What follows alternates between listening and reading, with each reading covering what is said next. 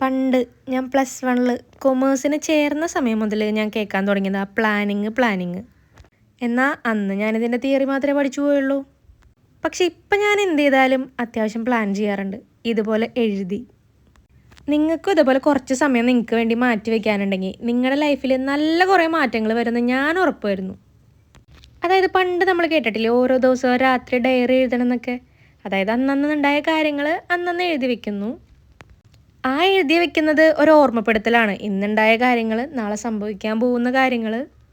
അതോടൊപ്പം നമ്മളൊന്ന് തിങ്ക് ചെയ്യും, നമ്മളിൽ മാറ്റം വരുത്തേണ്ടത് ഏതൊക്കെയാന്നൊക്കെ.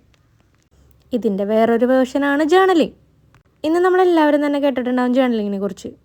പലരും പല രീതിക്ക് ജേർണലിങ് ചെയ്യുന്നുണ്ട്. ഞാനിപ്പോൾ ഇങ്ങനെ ഇടയ്ക്ക് വെള്ളം കുടിക്കുന്നത് പോലും ഈ ജേർണലിങ് കൊണ്ടുണ്ടായ നല്ലൊരു മാറ്റമാണ്.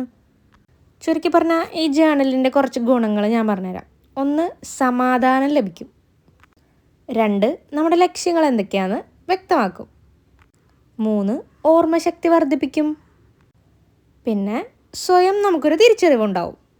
ഈ ജേർണലിംഗ് കൊണ്ട് സമാധാനം കിട്ടുമെന്ന് പലരും ചോദിക്കും. കിട്ടും. അതെങ്ങനെയാണെന്നല്ലേ? അത് നിങ്ങൾ ഈ ജേർണലിംഗ് ഒന്ന് ശീലമാക്കി നോക്ക്. അപ്പോൾ നിങ്ങൾക്ക് കുറച്ചുകൂടി എളുപ്പത്തിൽ മനസ്സിലാവും.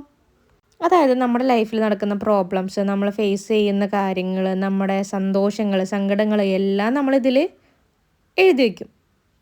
ഇത് മറ്റാരെയും കാണിക്കാൻ വേണ്ടി നമ്മൾ എഴുതുന്നതല്ല, നമുക്ക് വേണ്ടി നമ്മൾ എഴുതി വയ്ക്കുന്നതാണ്. നമുക്ക് വേണ്ട കാര്യങ്ങൾ, നമ്മുടെ ലക്ഷ്യങ്ങൾ നമ്മളെ ഓർമ്മപ്പെടുത്താനും അതിനുവേണ്ടി നമ്മൾ എന്ത് ചെയ്തു, എവിടെ വരെ എത്തിയെന്ന് സ്വയം ഒരു ഓർമ്മപ്പെടുത്തലിനും വേണ്ടിയിട്ടുള്ളതാണ്. നമ്മുടെ പ്രശ്നങ്ങൾ എന്തൊക്കെയാണെന്ന് നമുക്ക് മനസ്സിലാവും. സോ അതിൻ്റെ സൊല്യൂഷൻസ് എന്തൊക്കെയാണെന്ന് നമുക്ക് കണ്ടെത്താൻ പറ്റും. ഇങ്ങനെ നമുക്ക് സമാധാനവും കിട്ടും. അപ്പോൾ ഇതുവരെ ജേർണലിങ് ട്രൈ ചെയ്യാത്തവർ ഒന്ന് ട്രൈ ചെയ്ത് നോക്കുക. ഇനി ജേർണലിങ് എങ്ങനെ ചെയ്യാം, എന്തൊക്കെ തരം ജേർണലുകളുണ്ട്, അതൊക്കെ വേറൊരു വീഡിയോയിൽ പറയാം. അപ്പോൾ ഓക്കെ, ബൈ.